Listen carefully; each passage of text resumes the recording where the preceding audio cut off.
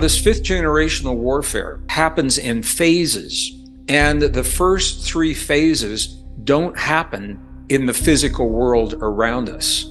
They are happening within us, in our minds, in our hearts, in our emotions. There's a battle between light and dark on this planet.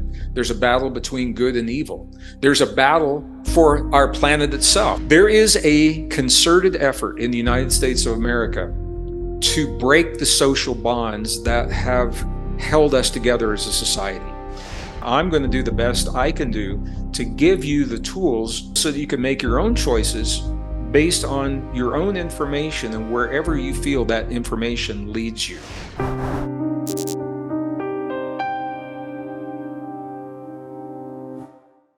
Welcome to In Focus. A few weeks ago, I released a video of a conversation that I have on an ongoing basis. Every 2 weeks, I have a conversation with John Peterson, who heads up the Arlington Institute. We talk about current events, what's on our mind, and 2 weeks ago, what was on my mind was what was happening in Israel and in the Middle East. I had just come back from speaking at a conference in London. In the video, I say that I was in my hotel room 1 hour before speaking in front of a live audience at this conference when the news feeds began to come through showing what was happening in Israel. Because of the time difference, 7 to 8 hour time difference between the United States and where I was in London, people here in the US had not seen, unless they were up really, really early, they had not seen what was happening. So I had to go onto that stage and offer my presentation, knowing what was happening and also knowing that most people in the audience had no idea what was going on. John and I had a conversation about that. Our team in London, where the YouTube channel is based, posted the video. I checked it out. A couple days later, there were no comments. And I thought, well, now this is very interesting. Usually we get comments before the videos are even posted. People begin commenting based on the title and the thumbnail. I said, well, one of a couple of things is happening. Either people have seen it and they are afraid to comment publicly about their feelings. That's a possibility. Or people aren't watching it because they're not interested. That didn't seem very likely. Or something else had happened and maybe there's a glitch in the system. So I called the producer of my YouTube channel in London. And I said, what's going on? And he said, well, Greg, we had comments for a period of time. I had to disable the comments because they were so horrendous. People were so cruel to one another. People were talking about killing other people in the comments of the conversation that I had with John Peterson. And I'm sharing this with you now because I believe it's an example of something, an extreme example of something that is probably happening to every one of us if we were all plugged in to the current events of the world, unless we're living in a tent on a mountaintop in Montana or Alaska or, the mountains of Colorado somewhere and not plugged in. We are all being influenced by information that is coming to us, and our response to that information is what our friends and family and the people in the world around us are seeing. It's what's driving comments on my YouTube channel and Facebook and Instagram and everything else. We live our lives and we make our choices. We choose our politics. We choose our friends, our relationships. We heal our bodies based on the way we've been taught to think. And we respond to the events of the world based upon the information that we're receiving that guides our thinking. The reason that I'm saying this, the comments that people were making were based upon information. Some of it was not borne out by the facts. However, it is information that they believe to be true based upon what they have seen in what is called their media silo. This is a term I'm sure many of you in social media are familiar with. If we're using social media at all, any social media, there are algorithms. You've all heard of the algorithms. Those algorithms are smart and they begin to take our views and our perspective. Then they search the internet, the World Wide Web, and they begin to feed us information that supports and reflects the beliefs and the views that we hold, rather than allowing us to see opposing views, opposing beliefs, other ideas. If you rely only on what the algorithm brings into your feed, your view is going to be reinforced and reinforced, and you're going to see it so many times, you're going to believe that everything you're seeing is absolutely true, and you're going to believe that your truth is the truth and everyone else's truth is wrong. This is happening in families. It's happening on the family level at the dinner table, where the parents, because of their interests, are tuned in to one kind of information, and the young people, the children, or maybe in their teens, maybe in their 20s or 30s, living at home at the family dinner table, they're tuned into something else. So their feedback that they're getting is creating what is called an information silo, and it's just what it sounds like. It is a wall of information that separates you from other information that is coming to you. Now, this has been happening. This is no secret. I mean, you all probably have a sense, or some of you are social media experts. You know better than I do how this works. This has all happened way after I left the computer industry. I was a senior computer systems designer during the Cold War years. We were dealing with this on a very rudimentary level, nothing like it is right now. So I know many of you are experts and know much more about this than I do. The point that I'm making here is that we are all being influenced by the information that we received, and it's based on information that we're making the choices, and that we are choosing sides about what's happening in the world today. And those choices are shredding our families, our communities, our society, our nation, and our world. It's happening to everyone. So I'm going to say to you right now, we are all casualties of a kind of warfare that is so insidious you do not even know that you're a pawn and that you're being manipulated. You don't know that you're part of the warfare. This is called fifth generational warfare. And that 5-gen warfare is what I want to talk to you about right now. So when we talk about fifth generation warfare, many people have heard of this through science fiction movies and TV series, dramas about terrorism wars in the Middle East and things like that. And the sense for many people is it's all about computer hacking and cyber warfare and things like that. And that can certainly be a part of it. We're going to talk about that. Fifth generational warfare covers a number of domains, and I'm going to go through those domains with you today. What makes this so insidious is that in the past, historically, we've thought of warfare as opposing forces facing off separate from the civilian populations in a battlefield somewhere with weapons and uniforms where people were clearly identified. You knew what side was fighting against the other side. Those are the kinds of wars we've seen throughout history up into the mid 20th century. Terrorism began changing that. And now this fifth generational warfare, it's a kind of warfare that happens in phases. And the first 3 phases don't happen in the physical world around us. They're happening within us, in our minds, in our hearts, in our emotions. This is about mental and psychological warfare. And it is about feeding us information that leads us to make the choices that support the ideas and the vision and the agendas of other people in charge, rather than imposing changes upon us as a society, as a population. Fifth generation warfare leads us through false information and disinformation and misinformation. It leads us to make the choices that actually support the goals of those agendas and those visions that other people have for your life, for my life, for your world, for my world, for your children. I don't have any children, but I feel very close to the children of this world for a lot of reasons. So it is a kind of warfare that often happens and we don't even know that we are part of the warfare. That's what's happening right now. That's what was happening to the people who were making the comments on my YouTube channel.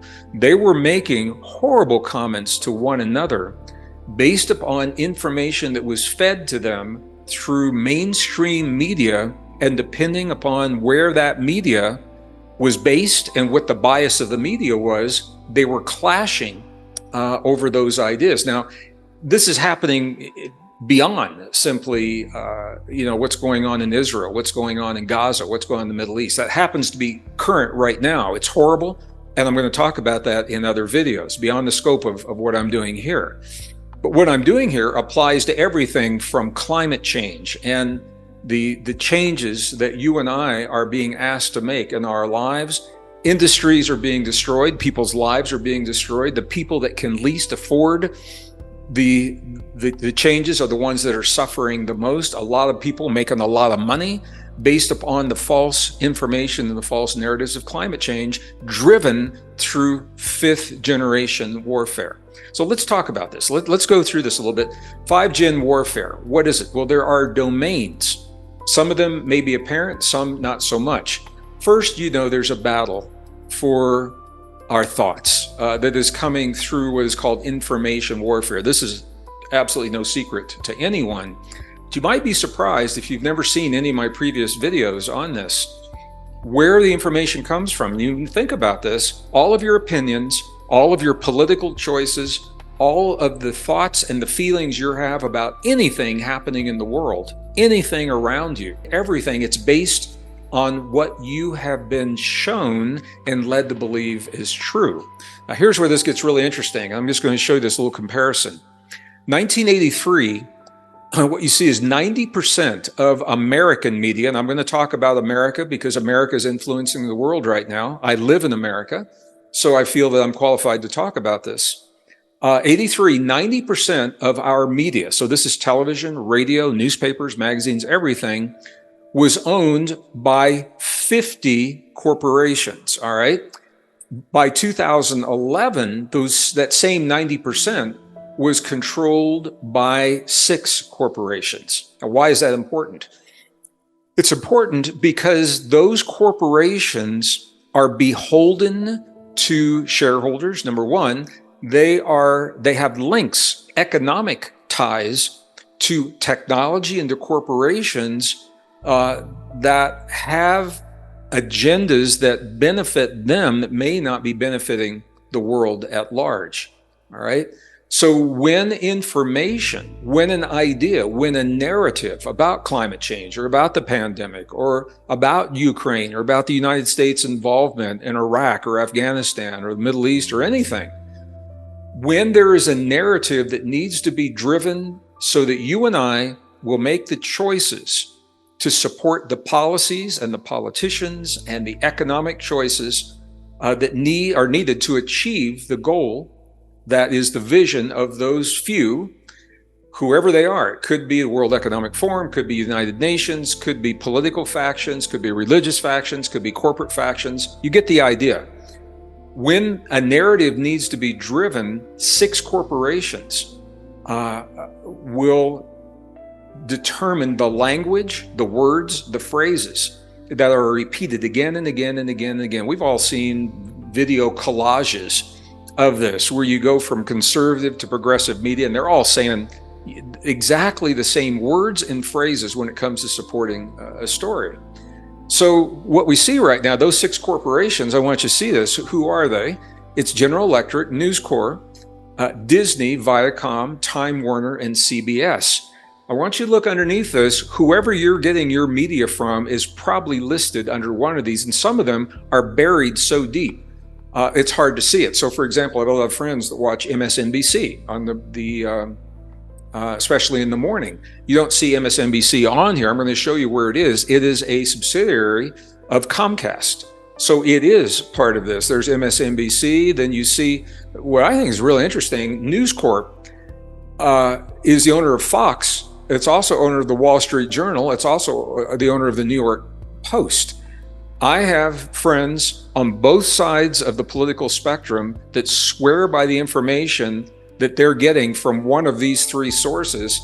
And then others on the other side are swearing by information they're getting from one of these three sources. They're coming from the same corporation driving the same narrative. And I think it's important for us to see this because we are being divided as a nation. We're being polarized as a nation, as communities, as a society, as families. I'm going to talk more about that in a few minutes. That polarization is only possible based upon the information that we receive and how we are conditioned to think.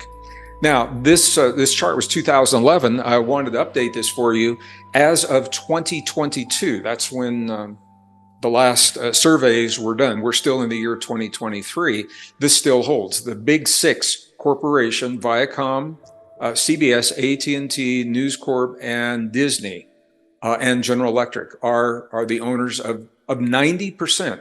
That leaves 10% that I'm going to talk about later in this conversation, 10% of independent media.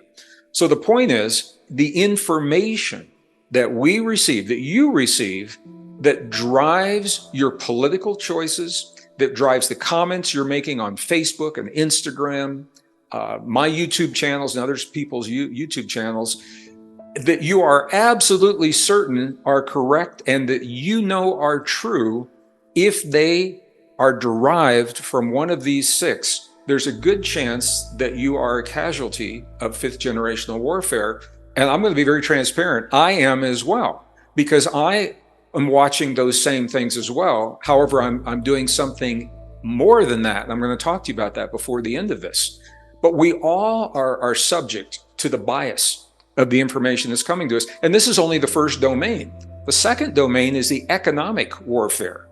And this has been happening. It's been happening through the 80s, through the 90s. We're all seeing this. It comes about in different ways. One of the most disappointing and horrible ways that is coming about is through the weaponization of money. You know, I mean, to make a long story very brief, and in the interest of being concise for this video, I'm not going to go into a lot of detail on this, but the bottom line is, after World War II, the United States and the West talked the world into trusting the US dollar for their currency and their money. Those are two different things. Money and currency are not the same thing. We talked the world into trusting America, and the world bought it. And what is happening and has been happening, any of the players that do not agree with some United States policy or NATO policies or Western policies, that agreement, now we are turning on them and we're sanctioning the very currency and the money that we told them that they could trust. We sanction them, and there are implications and repercussions to this, and you're seeing it happen right now. Russia was sanctioned because of the Ukraine war. Didn't hurt the leaders, it hurt the everyday people. I have friends in Russia that are really feeling the sanctions. But what it did, Russia said, okay, if United States, if we're not going to work with you for our currency, we're going to turn to other nations, and the nations they have turned to are not our friends. They've turned to Iran, they've turned to China, they are turning to other countries, again, who we don't share the common interest with, that is actually backfiring and playing into a global scenario right now that is leading us down a very, very dangerous path. So the sanctioning, the weaponization of money is one aspect of fifth generation warfare. When you manipulate the currencies, this is actually an aspect of fifth generational warfare. When we devalue our currency, which we are doing with the US dollar, our dollar right now is we've lost 97% of the purchasing value of the US dollar between now and when the dollar was instituted early in the 20th century. 97% we have lost because we're devaluing our currency against other currencies. Other countries are now doing the same thing. There's a race to the bottom. Who can devalue their currencies the fastest? Because it has trade implications and export implications and import implications. So these are all aspects of fifth generation warfare. In and of themselves, they have the impact to hurt the economy of a nation. If you're going to go to war with a nation, it's easier to go to war with a nation whose economy is decimated. And that's precisely how this is used. Psychological warfare, I want to talk about this because we're all casualties of this. In some ways, we're all victims of this. This is the warfare I was talking about that plays out in your mind. And it's tricky because horrible events are happening in war. War is horrible to begin with. Horrible events happened in Ukraine. Horrible events happen in Israel. Horrible events are happening in Gaza. They are happening now. There are images that are being distributed. Some of them are AI fakes, number one. Some of them are images from other wars that are being brought forward as if they are from the current wars that we're seeing to exacerbate our most primal emotions. And these are typically of the people that can't defend themselves: children, women, unarmed elderly people, civilians. That is a form of psychological warfare, because when you see that, your primal instinct, because you're good people, we are essentially good people, and we want to help those. And so we will make the political choices, we will make the social choices, and you're seeing this in the streets, people protesting in the streets for both sides in Ukraine, people protesting in the streets, both sides, for what's happening in the Middle East, based upon the information that they have seen. So the AI now is playing a big role. Artificial intelligence is creating images of things that did not happen, although horrible things are happening. So some people say, well, it's splitting hairs because those horrible things are happening. But when you see mutilated bodies of infants, there's something or of women or of men who've been mutilated after they have been killed. So this is, I'm hesitating because I don't want to get into the kinds of things that will keep this video from being shared. But you know what I'm talking about here. When you see those things, there's a primal instinct that wants it wants revenge. It wants to somehow retaliate. For most of us, we want to protect. We want to protect those that cannot protect themselves. And the psychological warfare will trigger us to make the financial, the economic, the political, the social decisions that will support whatever the information is leading us to support. And that leads to the political warfare. So it's based on information and psychology and economy that then the political warfare is happening. And this is where we interfere in the politics of other, it runs the gamut. From other communities, the politics of communities, the politics of societies, the politics of nations, including elections. And every nation, the major nations, superpowers, are all part of and complicit in this. The United States has done this for years, China's done it for years, Russia's done it for years, to different and varying degrees. And the technology now makes it more efficient and easier to begin to do this thing. But political warfare is a big part of fifth generational warfare, because then the politics and the politicians that are elected will make the choices to lead to the agenda and the success of the agenda and the vision of the powers that be, that want massive amounts of social engineering and social change. Cyber warfare, I think most of us are familiar with. This certainly can happen with computer viruses, and we've seen that, but it even goes beyond that. It goes beyond hacking, for information. I got a message recently, one of my credit cards said they were letting me know that one of their servers had been hacked. Something like, 30 million customers had their information hacked, and be on the lookout for unusual purchases. And interestingly, not long after that, I got a call from the bank, 2 calls. And the first call was asking me if I had just purchased 23 gas grills from Home Depot, which I did not. So somebody had my card and was trying to purchase 23 gas grills. And the other one was asking if I had purchased, it was from one of the phone companies, asking if I had purchased 12 mobile phones, which I had not. So obviously the information had been hacked and the hackers were trying to use that information.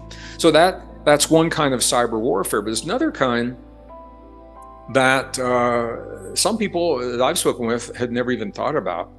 So much of our infrastructure is run by computers, and it is possible anything that is online can be hacked. And if we don't take the steps to harden that infrastructure, it's easier to hack. Even if it's hardened, it can still be hacked. But why make it easy? So what am I talking about? Our water systems are run by computers, our electrical systems, and the way power is distributed throughout the nation, any nation. I think most of you know electricity, once it's generated today, it has to be used on demand. It's very difficult to store that power. So there's a very complex switching mechanism that routes the energy, the electricity, to whatever part of the nation needs it in that moment in time. And that is vulnerable. It's subject to being hacked. Our nuclear plants are based upon computer systems, our agricultural systems and the agricultural distribution systems and medical systems. All of these are subject to being hacked, cyber warfare, or shutting them down altogether, either shutting them down or causing them to malfunction. So this is an important part of the fifth generation warfare. All of this then may lead to what we call old-fashioned war. Kinetic war is boots on the ground. Now, even the boots on the ground has changed. You're no longer seeing armies clearly marked in uniforms, in formation, facing off against one another in some remote battlefield where everybody else goes about their lives. Kinetic warfare is now happening in the streets of some of the biggest cities in the nation, some of the most beautiful cities. You know, Beirut, Lebanon used to be a beautiful city. It was called the playground for the rich before it was destroyed. That it wasn't some remote battlefield. And we look at what happened in Iraq and what happened certainly in Afghanistan. So kinetic warfare can be a component, but typically these other things happen before the kinetic warfare happens. You know, in the old days in war theory, what would happen is often when the decision was made to go to war with some other entity, whether it was a community or a nation, there would be a campaign. The term was softening up the battlefield before the troops went in. So there would be bombing campaigns, shelling, mortar, fire, cutting off water, food, electricity, things like that. The term is softening them up. And then when the troops went in, it was much easier for them to accomplish their goal. It was the old kind of warfare. In a very real sense, exactly the same thing is happening now with fifth generational warfare, but the softening up comes through misinformation. It comes through the psychological warfare and the economic warfare. That is how the opponent, whoever that is softened up, and then more kinetic kinds of things began happening. So the kinetic warfare is still happening, but it is a part of all of these. When you take all of these domains together and they are implemented to achieve a goal of some entity, some nation, some organization, some vision, it is called hybrid warfare or asymmetrical warfare. And again, it's not like the wars in the old days. And often the population is not even aware that they are at war or that they are participating unknowingly by making decisions based upon the information that's being shared. So hybrid warfare is happening right now. Right now, the United States, there are 32 wars that are raging on the planet right now. The United States has boots on the ground officially in a fighting capacity in 3 of those, but the U.S. is involved in what they call advisory capacities and a number of others. The most recent number I saw was 22. I don't know if that number is accurate. Don't quote me on that. So here's where this gets really, really interesting. It's this fifth generational warfare, the information, the economic, and the psychological warfare, that is what makes political, cyber, and kinetic warfare possible. You can't have the political warfare unless you've got the thinking that says this needs to happen. You can't do the cyber or the kinetic warfare unless the thinking is in place that says this needs to happen. That thinking is the result of the first three that you're seeing on the screen right now, leading to that hybrid warfare. So I'm doing this, I know this is fast. I may not be doing justice to the topic. As I said, I know many of you know much more about this than I do, but I want to alert my community and our global family, people that listen to me and follow this, because this is really front and center for us right now. It's up for us right now because the world is choosing sides around events that are happening in the Middle East. And those choices are being made on information that is being fed through our algorithms and through our silos. And again, horrible things are happening needlessly, unnecessarily. On both, I mean, everywhere. It's happening all throughout the Middle East. It's happening in Ukraine. War is insidious. I believe that we are the generation that will outgrow the need for war. I think we will have in our lifetimes, what you're going to see is the powers that be are going to throw a war and nobody's going to show up. I think our young people are not going to. To get to that point, however, I think we are going to see precisely what we're seeing right now. Insidious, and I know I'm using that term a lot, atrocities that our eyes were never meant to see, our minds were never meant to embrace, our hearts were never meant to feel. The kinds of atrocities that we're seeing one human do to another. And I'm going to address this in a separate video, so I don't want to digress here. What I'm saying is I don't think it's over. And we're going to need to deal with what it is. We either deal with it or we turn away and we look away. And the question is, how much longer will we who are blessed with a buffer and the illusion of peace, how much longer will we be blessed with the opportunity to look away? Because these kinds of conflicts are not isolated, they are spreading, and they involve cultures, not just people, but these are cultures that live in every nation of the planet. So what do we do? What do we do? I wouldn't talk to you about this if there wasn't something that we could do. The first thing is I'm going to invite you, and this means being proactive on your part. You have to recognize when you're being manipulated.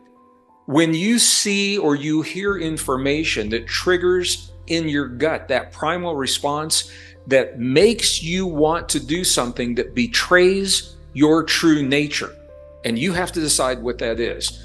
When you see images and when you hear information that makes you into something that you're not, I want you to know that you're being manipulated, and that manipulation is happening on a lot of levels. You know, fundamentally, there's a battle between light and dark on this planet. There's a battle between good and evil. There's a battle for our planet itself. I talk about that in a separate video. And there's a battle for your thoughts. There's a battle for your beliefs. There's a battle for your body. There's a battle for your humanness. All of those I talk about in other videos.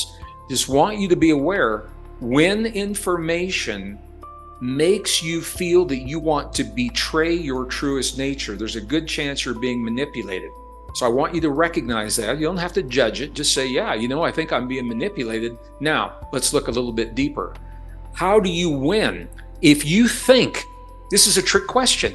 If you think in terms of winning and losing, you are definitely being manipulated. You are definitely being manipulated because this is the thinking.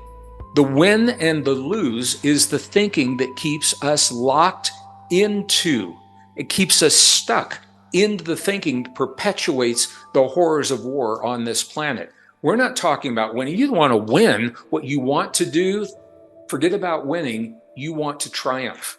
You want to transcend. You want to prevail above the polarities that are happening. And you cannot do that if you are stuck in the polarities, in that polarity thinking. Now, I want to be really clear. It doesn't mean that you don't fight. Sometimes we have to fight. The question is, what do we become in the presence of the fight? And what is motivating us into the fight? People have said to me, and I did this in the past video, some people say, Greg, you're splitting hairs. If you fight, you fight. Well, on a spiritual level, that's not true. On a spiritual level, we are all battling for our very humanness. And sometimes to preserve our humanness, we have to, if the conditions are not addressed early on when things go awry, all right, there are times we know that we have to fight. What comes to mind, obviously for me and many people, is what happened in Europe in World War II. There were so many opportunities to nip the Third Reich in the bud, and people turned away. Some people profited from the war. Companies are playing both sides of the war, selling munitions to both sides. They wanted to keep that war going. It got out of hand. And because it was not addressed early on, there was a time where a fight had to happen. And we'd live in a very different world if that fight had not happened. So I'm not saying that we don't sometimes have to fight. We all have a warrior within us, our inner warrior. Here's the key, and I think this is so powerful right now, because of where we're living, the time we're living, in the cycles of the spiritual evolution. What do we become in the presence of that fight? Do we become the bitter and the hate? Do we lose our humanness and dehumanize one another in the fight? Or do we fight from the love of what we know is true in our hearts and our desire to preserve the love and the blessings that we've been given for future generations? It's a whole conversation that we can have. It's an important conversation. How do you triumph? You move beyond this idea of winning and losing. You triumph, you prevail. Knowledge is the key to this. We've all heard that knowledge is power. Here's the question: where do you get your knowledge from? And I run even my colleagues, people that you know, authors of other books, speakers that you and I share on a stage in conferences all over the world, are polarized right now. There's some of them, my friends, that I cannot even speak to right now because the polarization is so great.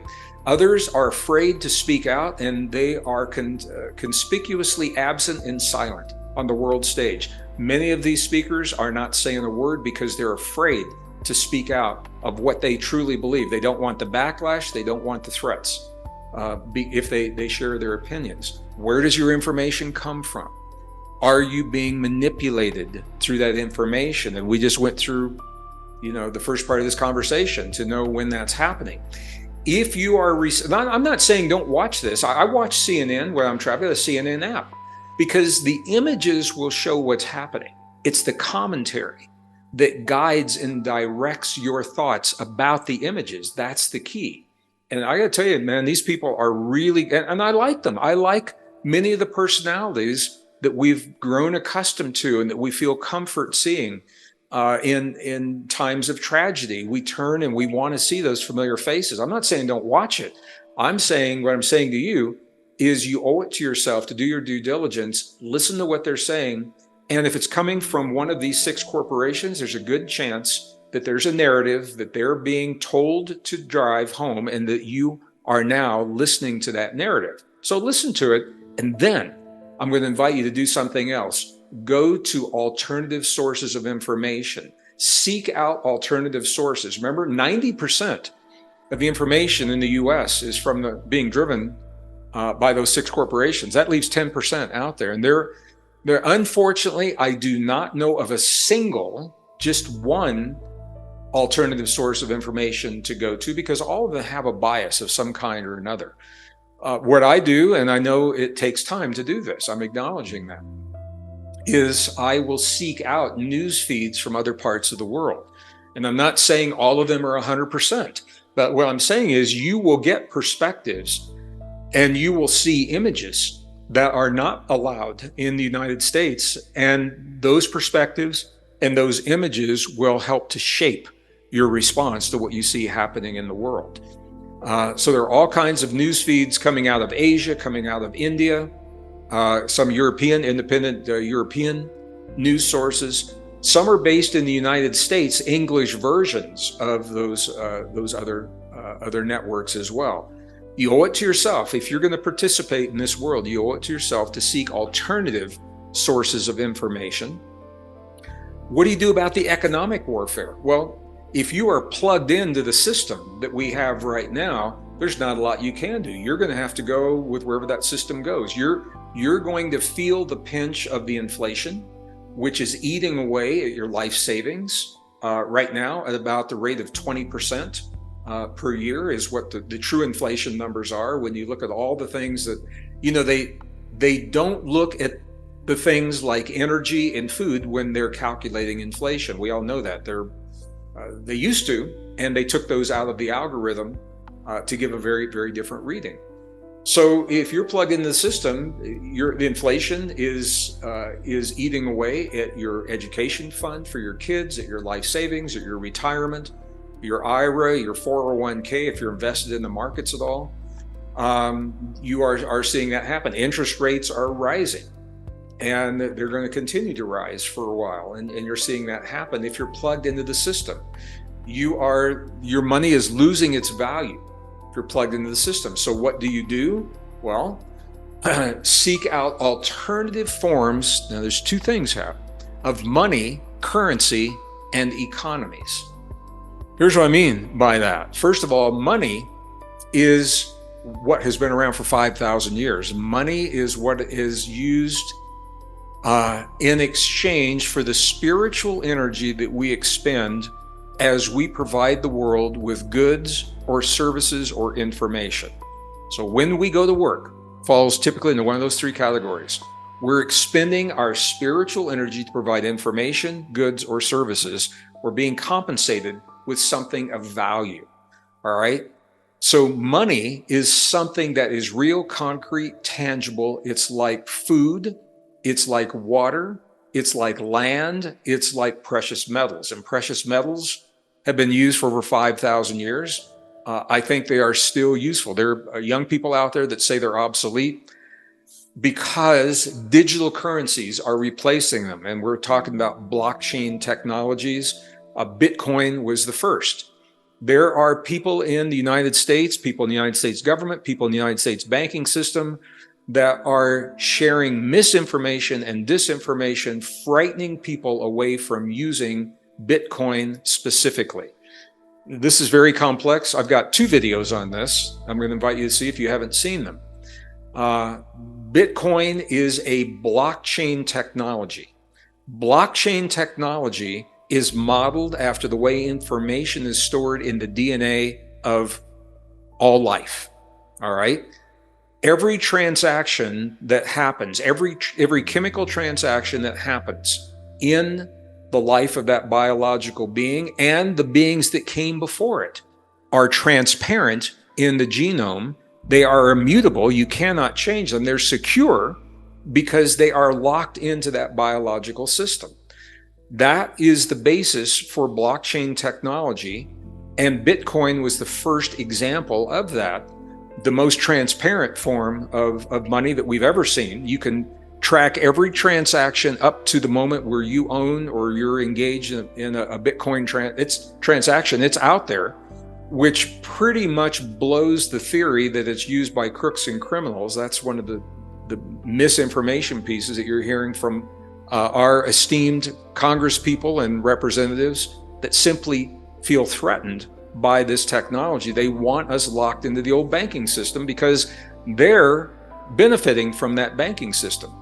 So what I want to say is Bitcoin is the most secure system. It's never been hacked. The platforms that you use to access it have been hacked, just like banks can be hacked, but the dollar itself isn't hacked. All right, the platforms to distribute the Bitcoin have been hacked, but the Bitcoin itself has never been hacked because it is so secure. And again, I'm probably not doing justice to this. I've got 2 complete videos on this. But what I want to say is alternative sources of money and currency, because you can use Bitcoin, you can use precious metals as currency as well, and economies. There are alternate economies that are now emerging, bypassing centralized economies, centralized banks that have to control all of the transactions, that can deny transactions. I'm not saying don't use them. I'm saying that if you put all your eggs in one basket and that basket fails, then you know where that leaves you. And I think you owe it to yourself to look for alternative forms of economy. Again, I have separate videos on this, but these are available, and this is how you triumph in economic warfare. All right, so these three: information, economy, psychological warfare, those are what make this the other things possible. The psychological warfare, what do we do about that? I have videos, I have an entire course that addresses this. The key to psychological warfare is resilience. Resilience occurs across domains. Those domains are physical resilience, emotional, psychological, mental, and spiritual resilience. I've got a course called Radical Resilience that addresses each of these. There are other people, other speakers, other courses, really good people that talk about each of these. The key is most people will only address one or two. And to find true resilience in the presence of what we're seeing in the world today, we need to consider all five. It all comes down to how you see yourself in the world. The world we're living in right now, you've got to have an emotional anchor.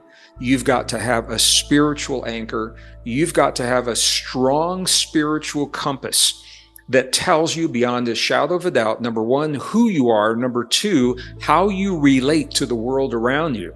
Because if you do not have those two things, the fifth generational warfare is going to show up in your life in ways that will frighten you into making choices that may not be in your best interest. Okay, that's the way I'm going to say this. So this is what we do about the psychological warfare. So the outer war, the political, cyber, kinetic warfare, it's only possible based upon the way we think of ourselves through the information, the way that we feel about the economy, and the psychological warfare. This is how we have the opportunity to rise above, to transcend. All of this becomes hybrid warfare. So what do we do? What do we do? All of this is being used to drive us, to polarize us within the family unit. I'm going to go beyond that. It's being used to polarize us within ourselves. How many of you are feeling torn about what's right and what's wrong and what's happening in the world and the choices that you make? And in that feeling, you turn to someone else and they're feeling torn and they're getting their information from a different place than you are. We're turning to things outside of us. You'll look for other sources of information to validate where you are. Here's the thing, you can only be polarized when you allow yourself to be manipulated. All right, now, this is one of those places, again, I've done entire video conferences on this and interviews and podcasts with other people. There is a concerted effort in the United States of America to break the social bonds that have held us together as a society. When those bonds are broken, our nation is weak and we become vulnerable to the ideas and the agendas of other people that want to change this nation, America, and to make this world, our planet, a very different planet for a lot of reasons that I've talked about in those other videos. How is it happening? Our social bonds, beginning around 2011, if you remember this, I'm going to use this as an example. The Occupy movement, the rich against the poor, the 99% against the 1%. Is that a fact? Yes. Is it an important conversation? Yes. Do we need to talk about it? Yes, in a kind way that leads us to resolve these differences in a healthy way so that we become a stronger union, so that we become stronger families and societies and communities and a stronger nation. But look what happened. It was weaponized and it was used to, and it still is, it's still ongoing, used to polarize us, all right? That same principle then happened against between men and women in the Me Too movement. Important conversation, we need to have it. It was turned against us. It was weaponized to drive us and polarize us as a society, and it has done that very effectively. I can go on down the line. It happened with blacks against whites. It happened with Christians against Muslims. It happened with Jews against Muslims. Now the lines are being drawn at an even finer level. The lines are being blurred at a finer level. The lines are being blurred between adult and child, between male and female. And again, all of these are important conversations. We need to have them. The key is they're being weaponized to divide us rather than being points of conversation that bring us together in a healthy way. Can you see what's happening here? All right. It's all being done through fifth generational warfare. That's not spontaneous. It's not an accident that these things are happening right now. Our nation is being softened up by breaking the social bonds before whatever it is that comes next. And I think we all sense something is on the horizon. We've got videos on that. It's a whole different conversation. The point is, you can only be polarized. The bonds of your society can only be broken when you allow yourself to be manipulated. And recognizing what it is that we're talking about right now is the first step to know that that's happening and to lead you at least into an awareness. Maybe you want to be manipulated. Maybe it's easier. And I'm going to acknowledge this. I have friends that say, it's a lot easier and a lot less stressful just to go along with wherever the energy of the world is leading us. And I think there's a lot of truth in that. It is easier, it is less stressful. The question is, whose agenda are we following, and what kind of world is on the other side? Is the world of freedom, where we have the freedoms that we enjoy right now of imagination and creativity, the freedoms of movement and of expression? Is that the world that we're moving toward? And if it's not, is that the world that you want yourself and your children to live in? Just because it's easier and less stress doesn't necessarily mean it's the best and the healthiest thing for us. But you have to make that decision for yourself. And that's why I'm sharing this. I want you to know how you and me are being influenced to make the kinds of decisions. And these aren't decisions, that are happening 5 and 10 years down the road. These are decisions that are on the table for us right now. They're front and center. Technology in our bodies, the transhuman movement, the climate change and what's being called the war on climate, what's happening in the Middle East with Israel and with Gaza, with Palestinians, all of that needs to be talked about to bring us together in unity rather than polarize us. And that's what's happening is fifth generational warfare is driving us apart, separating us from one another. And I wanted you to be clear and to have some structure around how that's happened if you sense something is not right, because we're all a part of this. All right. This is what I wanted to say to you today. What do we do about all of this? I think perhaps the best answer comes from a visionary who's no longer with us. Buckminster Fuller was a visionary who's also an architect. You may, if you're not familiar with his name, I know you know his work. He was the architect of what we now call the geodesic dome and how that geodesic dome is used in architecture. I was a big fan. He died in the early 1980s, a big fan of Buckminster Fuller, a man ahead of his time. And there was one statement that he made that has stuck with me since I was working as a senior computer systems designer in the Cold War years in that industry. And what he said is simply this. He said, "You're never going to change the world by fighting against the things you don't like." He said, "If you want a better world, find a new way that makes the old way obsolete. People will follow the new way and the old way will fall away." And I think there's a lot of truth to that. If we engage with the hate and the rhetoric that drives that hate, it changes the chemistry in our bodies. It makes us into something that betrays our truest nature. It keeps us stuck in the ancient trap that defines good and evil and right and wrong. We are a generation that can rise above that and in that way transcend.